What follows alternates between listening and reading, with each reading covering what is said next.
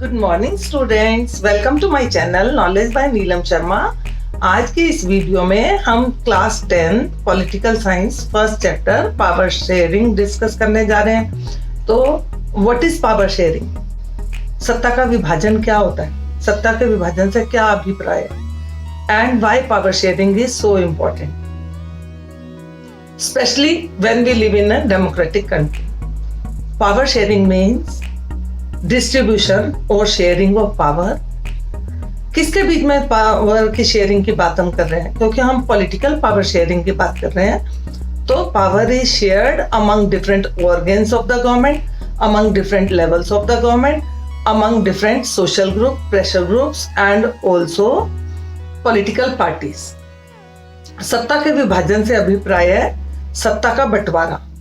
सत्ता का बंटवारा क्यों जरूरी है? क्योंकि अगर हम चाहते हैं कि हमारा देश का शासन जो है सुचारू रूप से चले, और खास तौर से लोकतांत्रिक कंट्री में, क्योंकि लोकतांत्रिक देश में सत्ता का बंटवारा क्यों ज्यादा जरूरी है? क्योंकि लोकतांत्रिक सरकार वही होती है जिसको हम चुनते हैं, वो हमारे लिए हमारे द्वारा ही काम करती है। The reasons behind power sharing, there are two reasons behind power sharing. One is prudential reason and another is moral reason. Prudential reason of power sharing means the decision which are taken on the calculations of losses and gains, and moral reasons they based on moral. एक question आता है students, write one prudential and one moral reasons of power sharing. Prudential reason of power sharing, first point लिखेंगे हम कि it reduces the possibility of conflict. Second लिखेंगे it is helpful in the proper administration of the country. Moral reason of power sharing, it is power sharing is the very spirit of democracy and power must be shared equally. अब इस power sharing arrangement को और power sharing के concept को समझाने के लिए इस चैप्टर में हम दो अलग अलग कंट्रीज की स्टोरीज डिस्कस करने वाले हैं। उनसे हमें ये पता चलेगा कि पावर शेयरिंग का डिसीजन गवर्नमेंट किस तरह से लेती है और उसका उस कंट्री पे क्या इम्पैक्ट होता है। तो हम पढ़ने वाले हैं एक तो बेल्जियम। बेल्जियम क्या है? Belgium is a small country in Europe and majority of the people they speak Dutch. 59% of the total population they are Dutch and they lived in the Flemish region. 40% people are French and they lived in the Wallonia region, and 1% people are German. But in the capital of Belgium, that is Brussels, 80% people are French and 20% people are Dutch.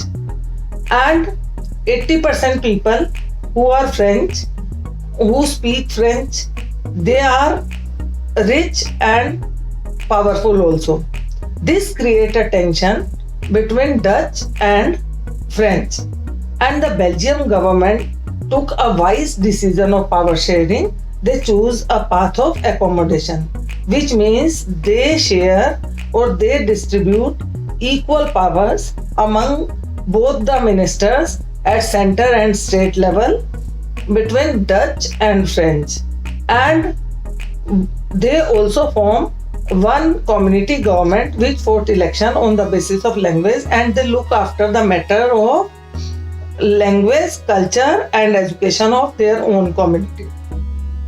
Due to this unique power sharing system, Belgium became a good model country of democracy in the world. And another country, that is Sri Lanka, that is the nearby island nation of India. And 74% people of Sri Lanka, they are Sinhalas and their religion is Buddhism. 18% people in Sri Lanka, they are Tamils. Tamils also have two subgroups. 13% Tamils, they are the native of Sri Lanka, and 5% Tamils, they are the natives of India.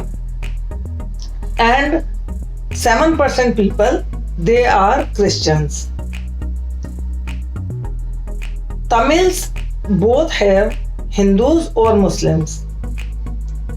And the government of Sri Lanka, they choose a path of majoritarianism. And what is majoritarianism?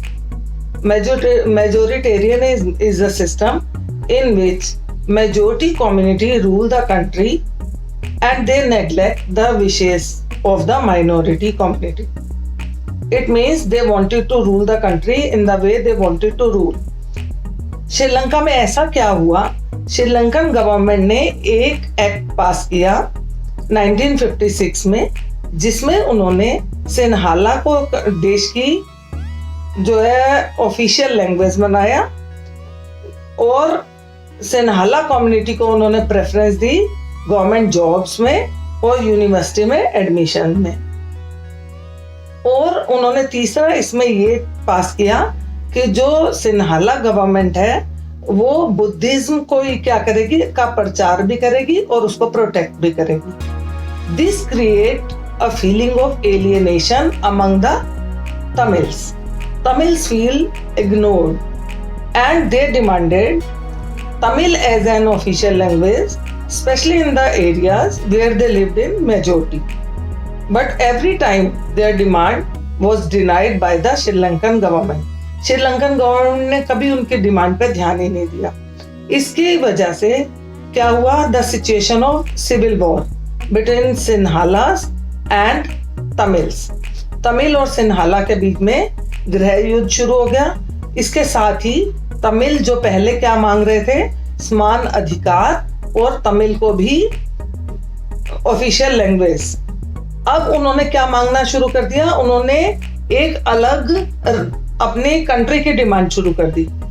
और उनका जो group था लिट्टे, जिसने क्या शुरू किया कि Tamil alum मतलब अलग से तमिल राज्य की मांग की।